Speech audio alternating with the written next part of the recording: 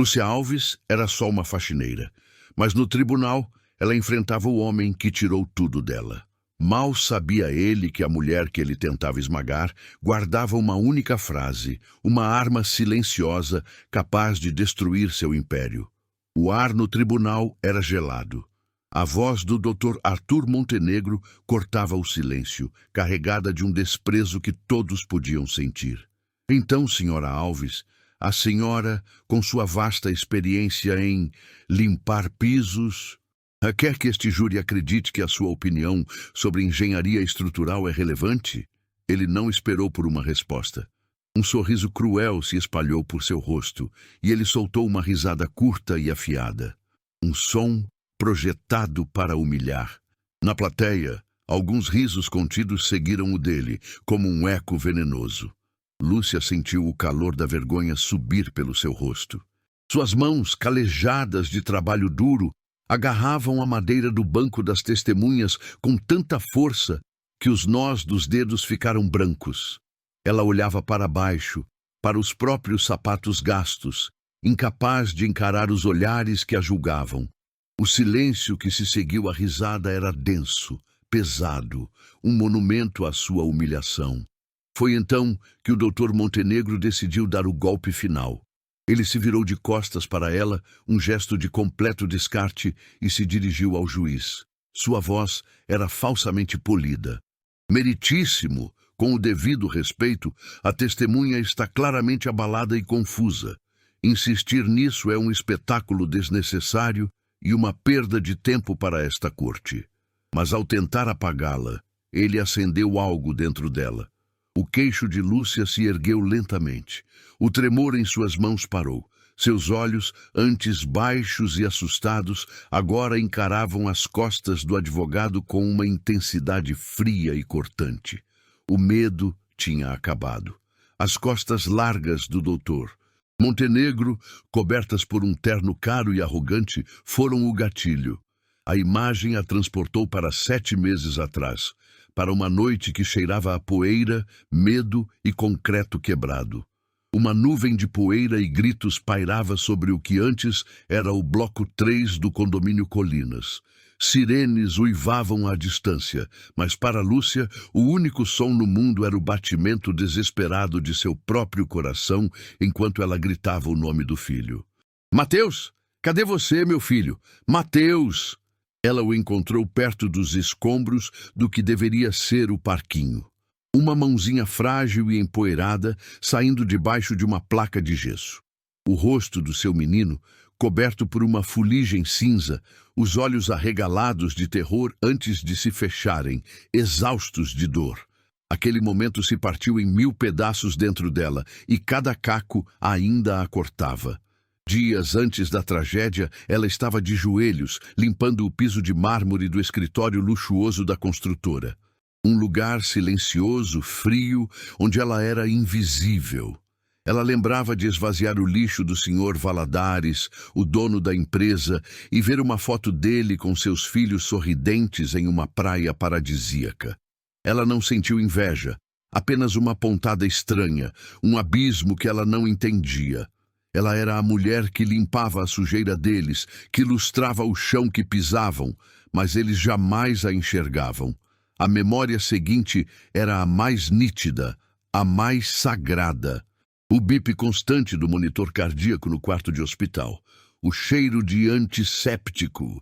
Mateus, pequeno e frágil na cama grande demais para ele, uma perna suspensa, o braço enfaixado. Segurando a mão dele, sentindo o calor fraco de seus dedos, Lúcia fez um voto. Não para Deus, não para o universo, mas para ele. Em um sussurro que era mais forte que qualquer grito, ela disse: Eu prometo, meu filho. A mamãe vai fazer eles pagarem por isso. Eu prometo. E agora, de volta ao presente, o toque da madeira fria do banco da testemunha a lembrava do calor da mão de seu filho. A promessa ecoava em sua mente, mais alta que a voz do advogado, mais forte que o medo. O homem que ria dela no tribunal era a primeira peça do dominó. Ele só não sabia disso ainda. Chegar àquela cadeira de testemunha não foi fácil. Foi o último passo de uma guerra silenciosa que Lúcia travava há meses, uma guerra que ninguém via. O desejo que a movia era simples, mas tão profundo quanto o oceano: justiça. Não a justiça fria dos livros de direito, nem um cheque com muitos zeros que comprasse seu silêncio. Ela queria a justiça que vinha com a verdade. Queria que os homens de terno, donos da construtora Valadares, olhassem para as famílias que destruíram e admitissem a culpa. Queria que o nome do seu filho, Mateus, fosse associado a uma mudança, para que nenhum outro prédio construído às pressas com material de segunda linha desabasse sobre os sonhos de uma criança. Esse desejo se tornou o ar que ela respirava. Nas reuniões improvisadas na igreja do bairro, com outras mães que choravam abraçadas a fotos e lembranças, Lúcia se tornou um farol improvável. Elas viam nela, a mulher que esteve lá dentro, a única chance de suas vozes serem ouvidas. E Lúcia, carregando o peso da esperança de todos, prometeu que não iria parar. Mas cada passo em direção à verdade era como caminhar contra uma avalanche. O primeiro obstáculo foi o próprio sistema. Seu advogado Daniel, um jovem defensor público com mais casos do que horas no dia, foi honesto desde o início. Em sua sala pequena e abarrotada de processos, ele folheou o laudo oficial da prefeitura. "Lúcia, eu acredito em você", ele disse com os olhos cansados. "Mas eles estão chamando isso de fatalidade geológica, um deslizamento imprevisível. A construtora Valadares tem uma equipe de 10 advogados, liderada por Arthur Montenegro, conhecido por nunca ter perdido um caso corporativo. Eles têm peritos, engenheiros, geólogos. Nós temos o seu testemunho." Ele suspirou, empurrando uma pilha de papéis. "Eles estão oferecendo um acordo. É pouco, é quase um insulto, mas é garantido. Se formos a julgamento, Montenegro vai te destruir naquele tribunal." A oferta veio 2 semanas depois. Não foi Montenegro quem apareceu, mas um de seus subordinados, um jovem de sorriso ensaiado e sapatos brilhantes. Ele a encontrou na lanchonete do hospital, enquanto Lúcia tomava um café ralo entre as sessões de fisioterapia de Mateus. O homem colocou uma pasta de couro sobre a mesa. O valor oferecido não pagaria nem metade dos custos médicos futuros de seu filho. Em troca, ela assinaria um documento de quitação plena, desistindo de qualquer processo, assumindo que a empresa não tinha culpa de nada. "É um gesto de boa vontade da empresa, Sra. Alves", disse o advogado com a voz mansa. "Considerando sua situação, é a escolha inteligente. Pense no seu filho." A menção a Mateus, usada como uma arma, acendeu uma fúria fria em Lúcia. Ela empurrou a pasta de volta. "Meu filho é o motivo pelo qual eu não vou assinar isso. Diga ao seu chefe que o vejo no tribunal." A recusa transformou a condescendência em ameaça. A guerra deixou de ser apenas nos papéis e passou para a sua vida. Uma semana depois, seu chefe na empresa de terceirização de limpeza a chamou. Ele parecia nervoso, não conseguia olhá-la nos olhos. Disse que a Valadares, uma de suas maiores clientes, havia feito observações sobre o serviço dela e que, infelizmente, ele teria que dispensá-la. Lúcia foi demitida. De repente, estava sem renda, com um filho para cuidar e uma montanha de contas médicas. Noites depois, um carro escuro com vidros fumê começou a parar do outro lado da rua de sua casa, ficando ali por horas, sem que ninguém saísse. O telefone tocava de madrugada e, quando ela atendia, ouvia apenas o som de uma respiração do outro lado, antes da linha cair. Eles não precisavam dizer nada. A mensagem era clara: desista. O medo era um companheiro constante. Ele se sentava ao seu lado nas longas noites no hospital, sussurrando em seu ouvido. A dúvida era seu veneno. Será que Daniel estava certo? Será que ela estava sendo tola, egoísta? Estava arrastando o nome de seu filho para uma briga que não podia vencer, sacrificando a segurança financeira que o acordo, por menor que fosse, poderia trazer. Houve uma noite em que, olhando para a última conta do hospital, ela quase pegou o telefone para ligar para o defensor público e dizer que aceitava.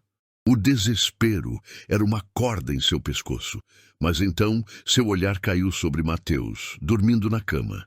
Mesmo em sono, o rosto dele era um retrato de resiliência. Ele lutava todo dia para mover um dedo, para dar um passo. Como ela poderia não lutar por ele? A imagem do sorriso arrogante de Arthur Montenegro veio à sua mente, junto com o rosto impassível do Sr. Valadares. A injustiça da situação era tão grande, tão monstruosa, que superou o medo. A promessa que fizera ao filho não era uma escolha, era sua única razão de existir.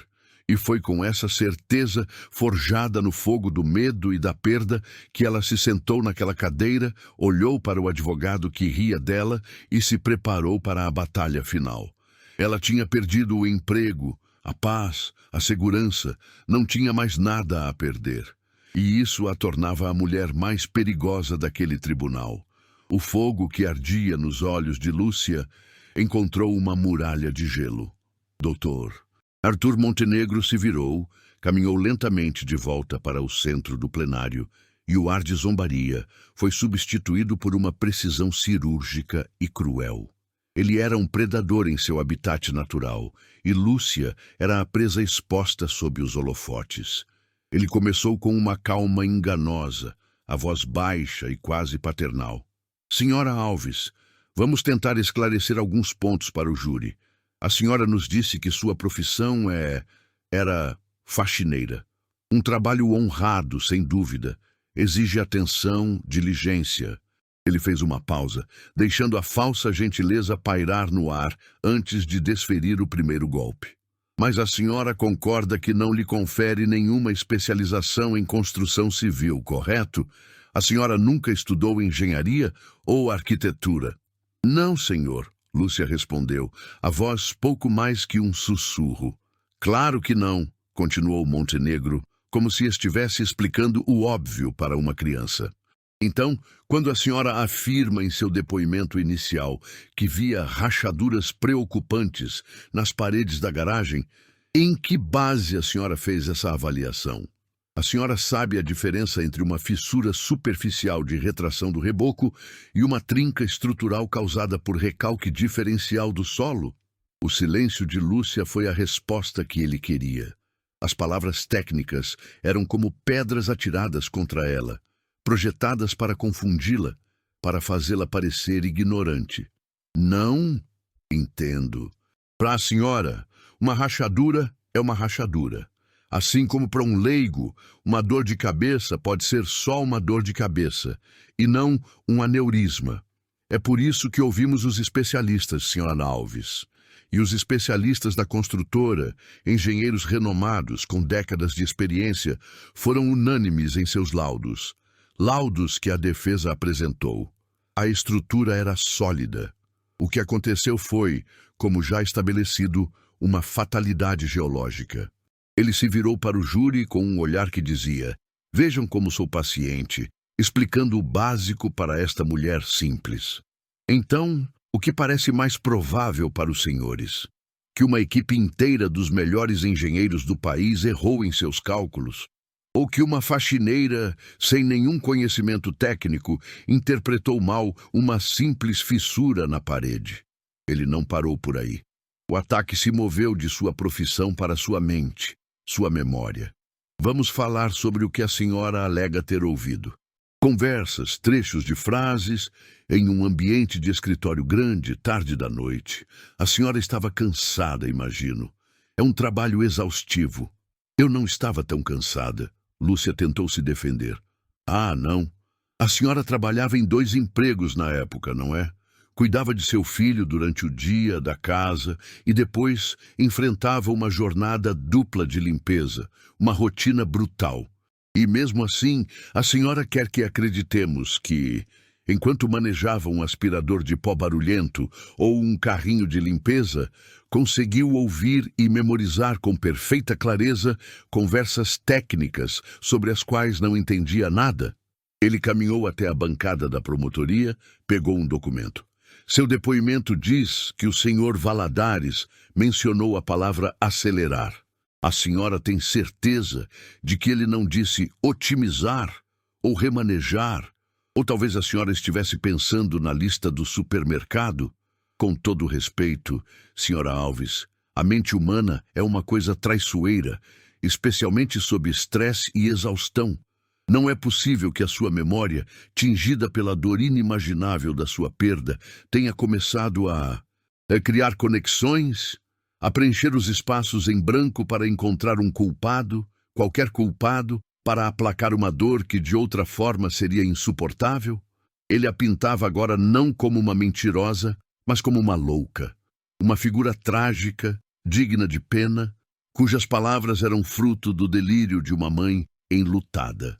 Era uma estratégia brilhante e perversa, pois a desarmava completamente.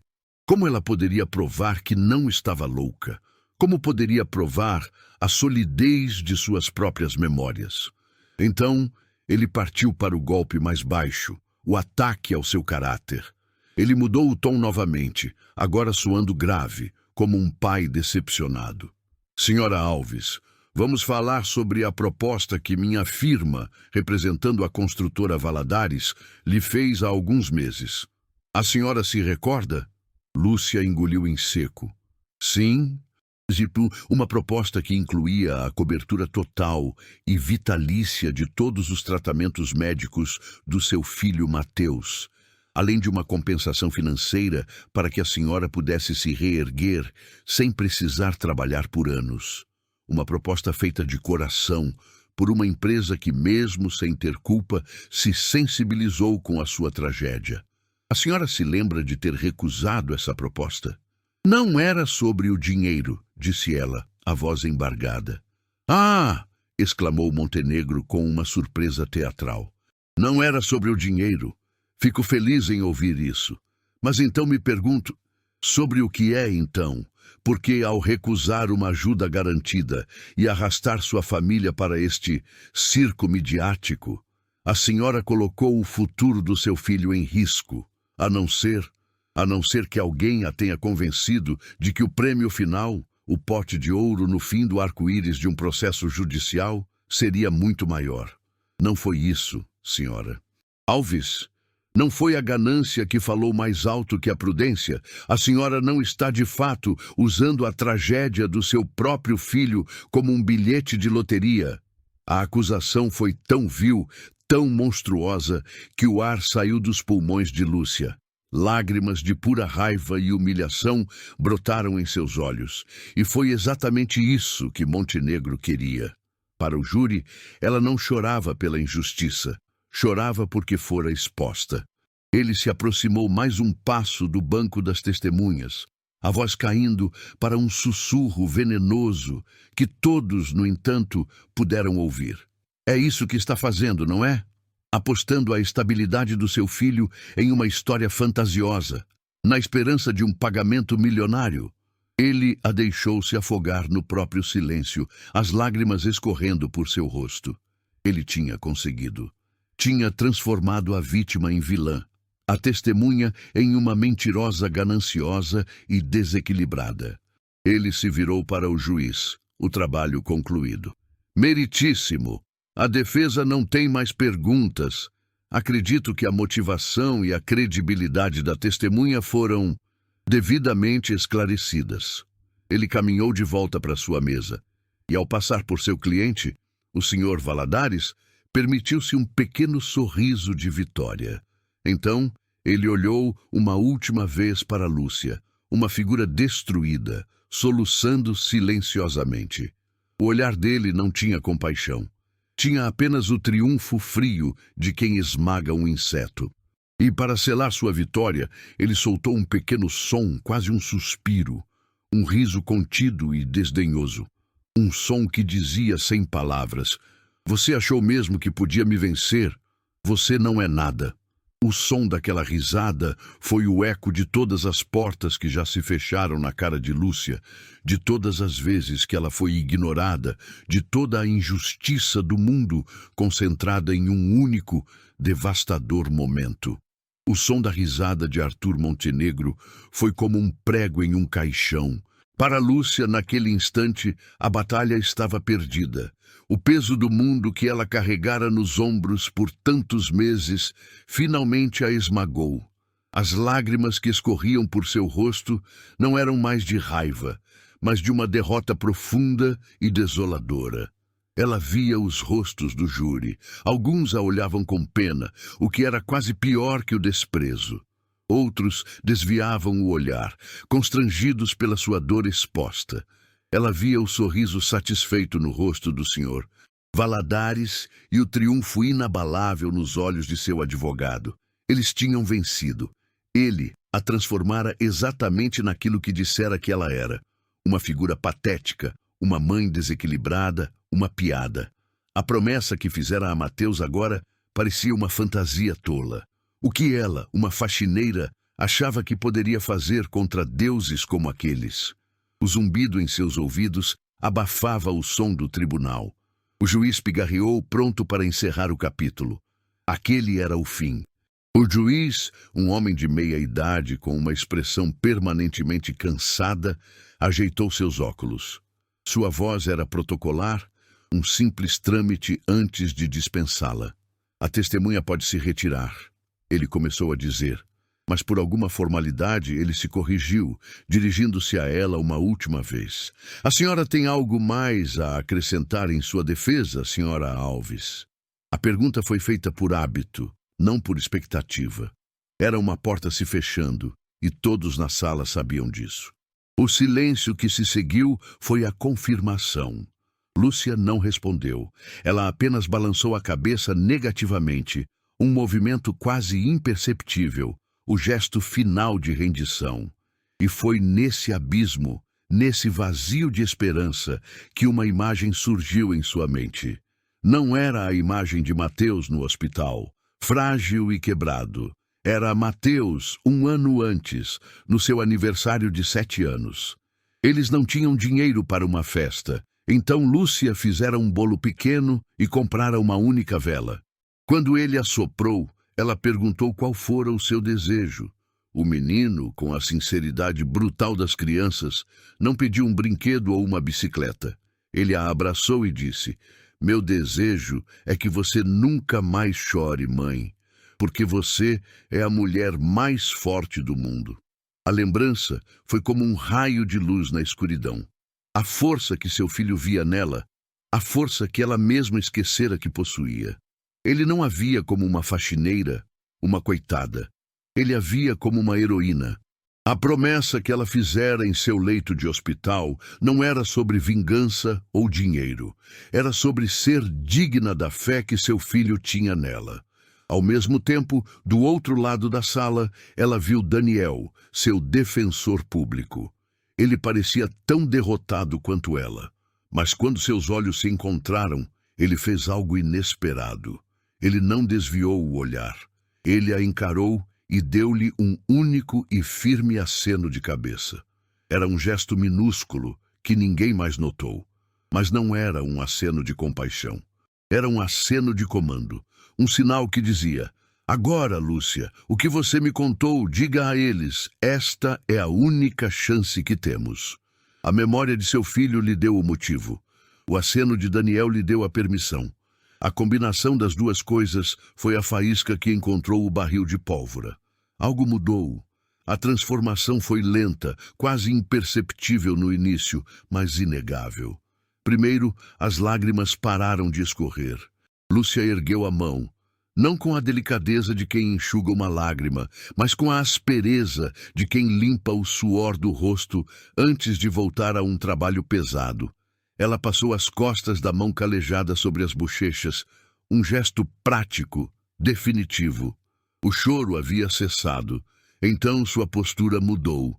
A coluna, antes curvada pelo peso da humilhação, endireitou-se, vértebra por vértebra. Os ombros recuaram. Ela não parecia mais uma vítima encolhida, mas uma sentinela em seu posto. Ela respirou fundo, uma inspiração longa e estável que pareceu sugar todo o oxigênio e toda a dúvida da sala. O juiz, que já se preparava para bater o martelo, parou, a mão no ar. Dr. Montenegro, que conversava em voz baixa com seu cliente, sentiu a mudança na atmosfera e se virou, a testa franzida em irritação. O júri, que estava se remexendo em suas cadeiras, ficou imóvel. O silêncio agora não era de constrangimento. Era de uma tensão elétrica, de uma expectativa repentina e inexplicável. Lúcia ergueu o queixo. Seus olhos, antes afogados em dor, estavam agora secos, claros e perigosamente focados. Ela não olhou para o advogado que a humilhara. Ela não olhou para o júri que a julgara. Ela olhou diretamente para o juiz, o único poder naquela sala que importava. A voz do juiz, quando ele repetiu a pergunta, tinha perdido o tom protocolar. Havia uma nota de curiosidade genuína nela. Senhora Alves, a senhora tem algo a dizer? A voz de Lúcia, quando finalmente saiu, não era um sussurro, não era um grito. Era calma, controlada e ressoava com o peso de uma verdade guardada por muito tempo. Sim, meritíssimo, eu tenho. Todos se inclinaram para a frente. Ela fez uma pausa, garantindo que tinha a atenção de todos.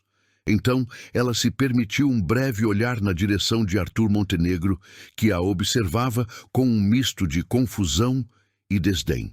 E ela disse as palavras que mudariam o rumo de tudo. O doutor Montenegro, ele tem razão em uma coisa. Um murmúrio percorreu o plenário. O advogado sorriu levemente, achando que ela estava prestes a se retratar, a admitir a derrota de forma ainda mais patética. Eu sou uma faxineira, continuou Lúcia, e cada sílaba era dita com um orgulho recém-descoberto, transformando o insulto dele em uma medalha de honra. Meu trabalho, minha vida inteira, foi limpar a sujeira que as pessoas poderosas e ocupadas demais deixam para trás. Elas não me notam, elas não me veem, falam na minha frente como se eu fosse um móvel, um fantasma. Elas esquecem que o fantasma tem ouvidos. O sorriso de Montenegro vacilou. Ele começou a perceber que aquilo não era uma rendição. Era um ataque. Lúcia então se virou completamente para o juiz, descartando o advogado como se ele não existisse mais. Sua voz baixou um tom, tornando-se mais íntima, mais grave, forçando todos a se concentrarem ainda mais. Ele me acusou de inventar histórias, de ser gananciosa, de não ter provas. Ela respirou fundo, preparando o terreno para a bomba que estava prestes a detonar. Mas a sujeira que eu limpo, meritíssimo, nem sempre é só poeira. Às vezes, a gente encontra coisas que foram jogadas fora, mas que não deveriam ter sido. O suspense era insuportável. Ela tinha o controle total. A faxineira humilhada era agora a dona daquele tribunal. O palco estava montado. A sala do tribunal prendeu a respiração. E declaração de Lúcia. Às vezes a gente encontra coisas que foram jogadas fora, mas que não deveriam ter sido. Pairou no silêncio como a premonição de uma tempestade. Arthur Montenegro, pela primeira vez, perdeu a compostura. O alarme em seus olhos era visível. Ele se levantou abruptamente, a cadeira arrastando ruidosamente no chão. Objeção, meritíssimo. A testemunha está claramente divagando, criando uma narrativa fantasiosa para desviar o foco de suas contradições. Isso é irrelevante e imaterial. A voz dele, antes uma arma de precisão, agora era alta e um pouco desesperada. Mas o juiz não olhou para ele. Seus olhos estavam fixos em Lúcia, e neles havia uma intensidade que não estava lá antes. Ele ergueu uma mão, silenciando o advogado com um gesto. Sua objeção está indeferida, Dr. Montenegro. Sente-se. A ordem foi seca, final. Prossiga, Sra. Alves. A permissão do juiz foi a única autorização que Lúcia precisava.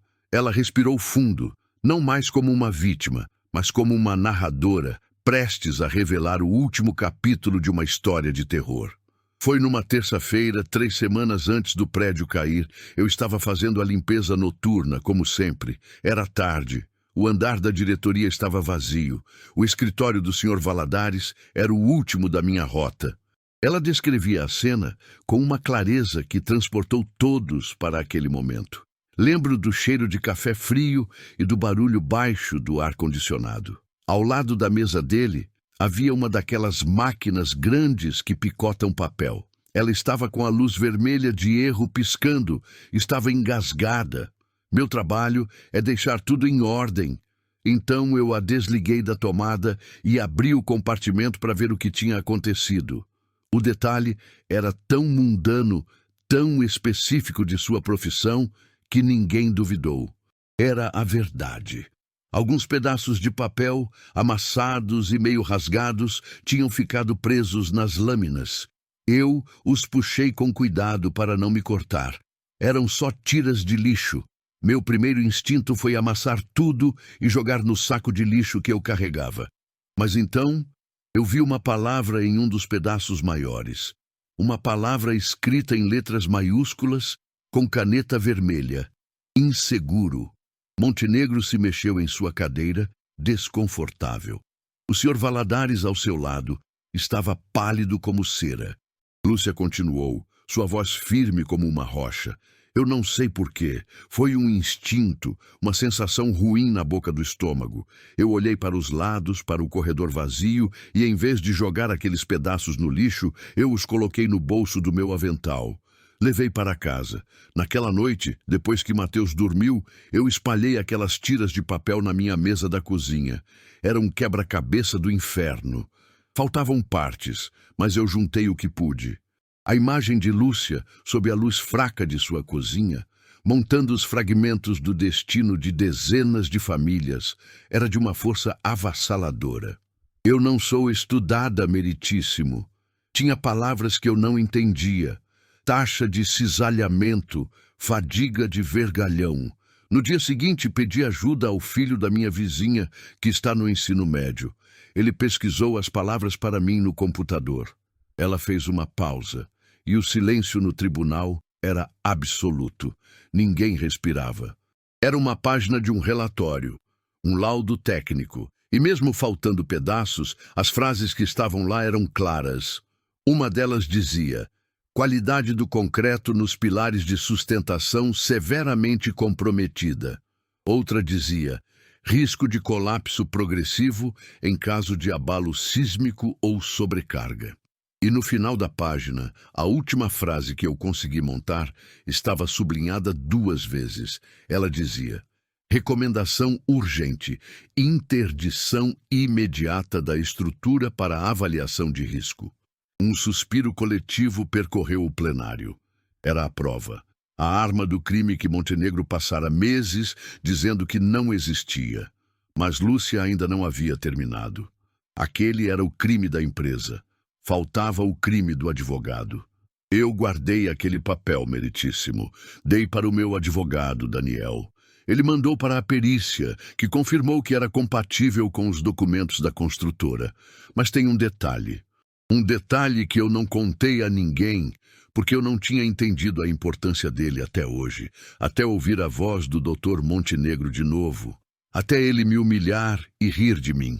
Ela se virou no banco, o corpo todo voltado para o advogado. O caçador e a caça haviam trocado de lugar.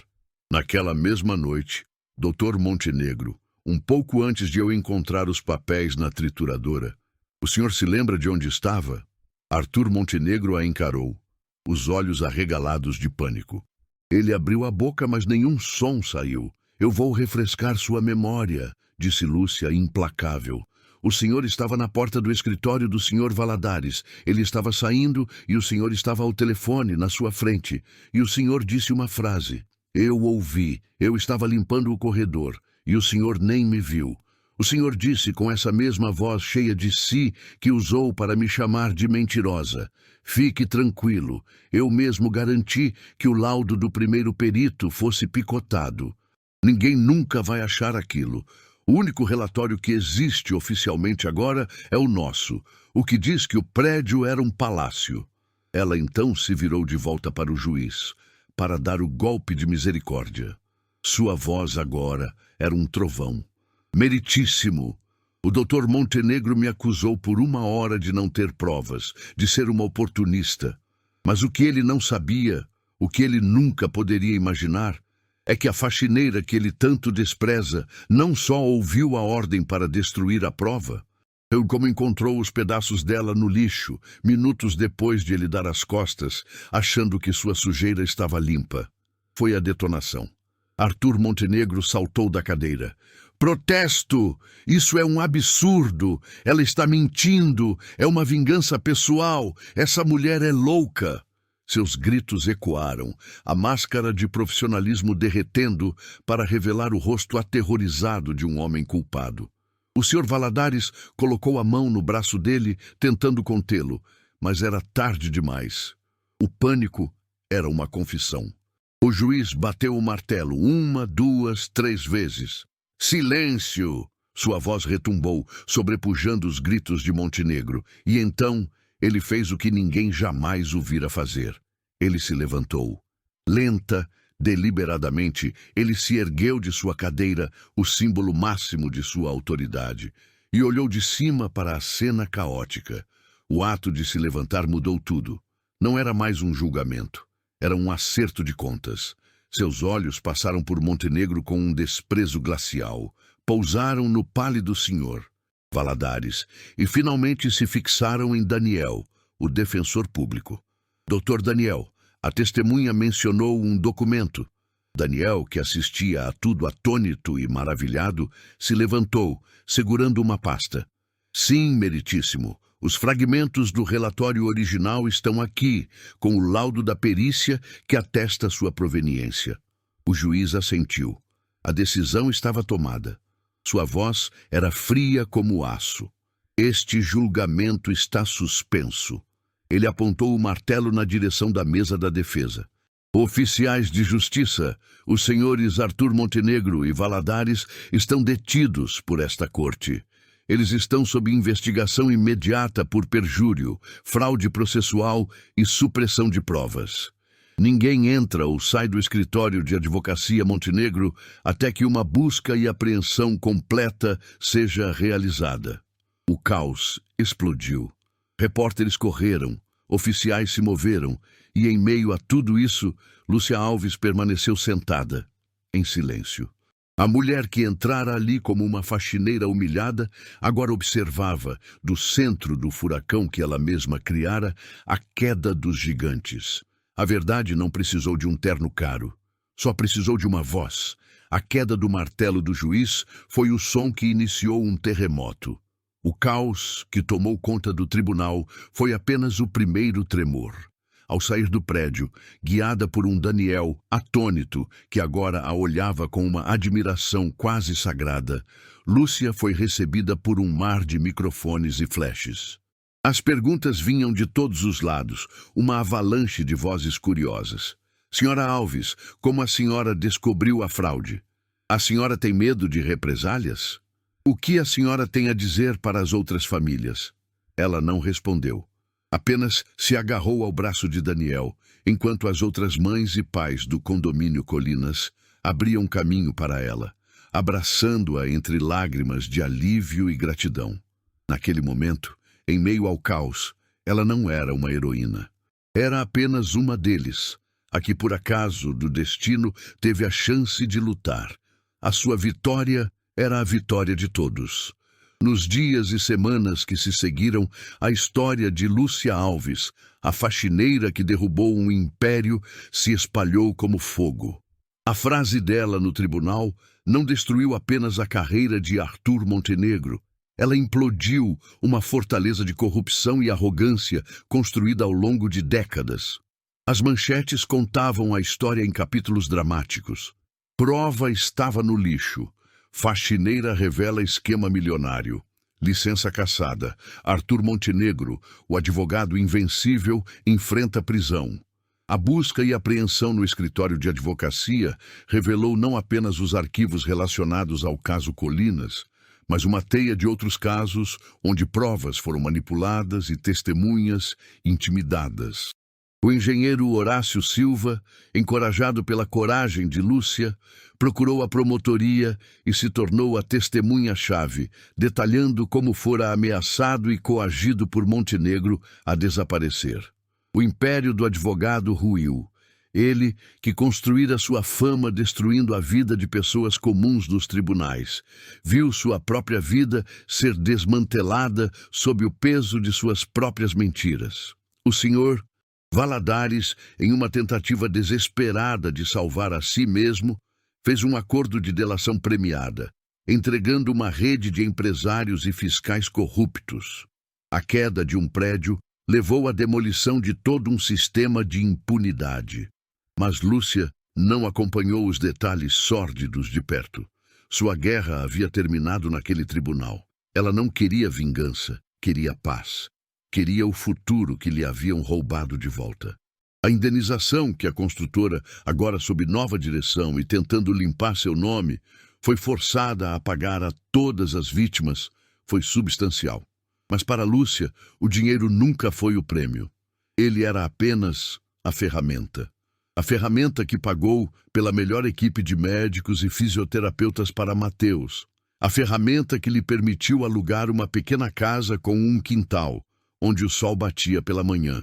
A ferramenta que lhe deu o luxo mais precioso de todos. Tempo. Tempo para se sentar ao lado do filho, não em um leito de hospital, mas em um tapete macio, ajudando-o em seus exercícios diários, comemorando cada pequeno progresso como se fosse a maior vitória do mundo. 6 meses depois do julgamento, a cena que definia a vida de Lúcia não era mais um tribunal frio, mas este quintal ensolarado. Mateus, agora com 9 anos, segurava-se em barras de apoio montadas na grama.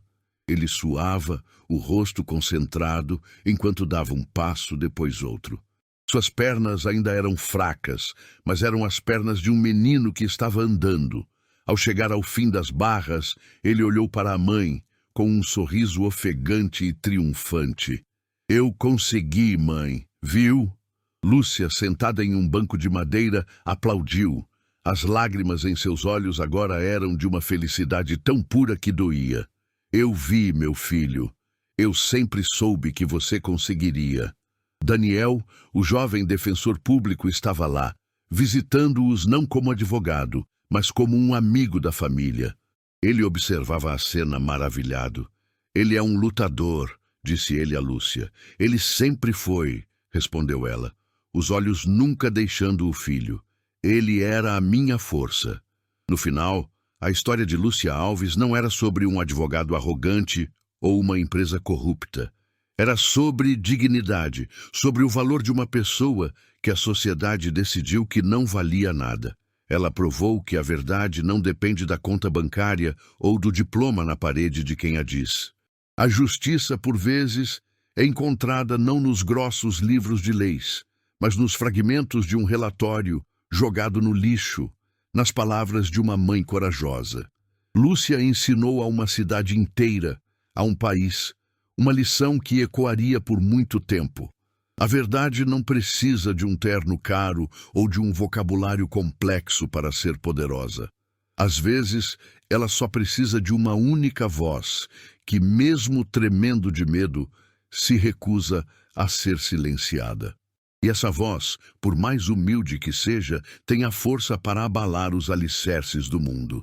A história de Lúcia Alves é uma prova poderosa de que existe um herói adormecido dentro de cada pessoa comum.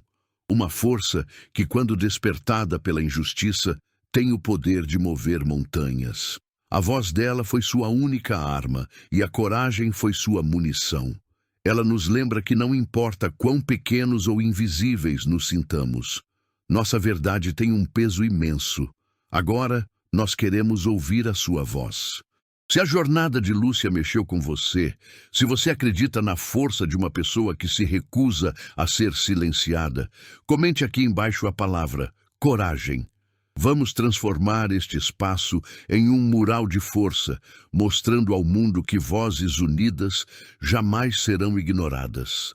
Cada comentário é um eco da voz de Lúcia, um lembrete de que a luta por dignidade é de todos nós. Você conhece alguém que está enfrentando uma batalha difícil e precisa se lembrar do poder que tem? Alguém que se sente pequeno diante de um gigante? Compartilhe este vídeo. Seja a pessoa que leva essa mensagem de esperança adiante. Às vezes, uma história como essa é o sopro de inspiração que precisamos para continuar lutando por mais um dia. E, finalmente, se você busca mais histórias que fortalecem a alma e restauram a fé na humanidade, inscreva-se em nosso canal e ative as notificações. Aqui, nós somos uma comunidade que acredita no poder das histórias reais para transformar o mundo. Obrigado por assistir e por fazer parte desta jornada.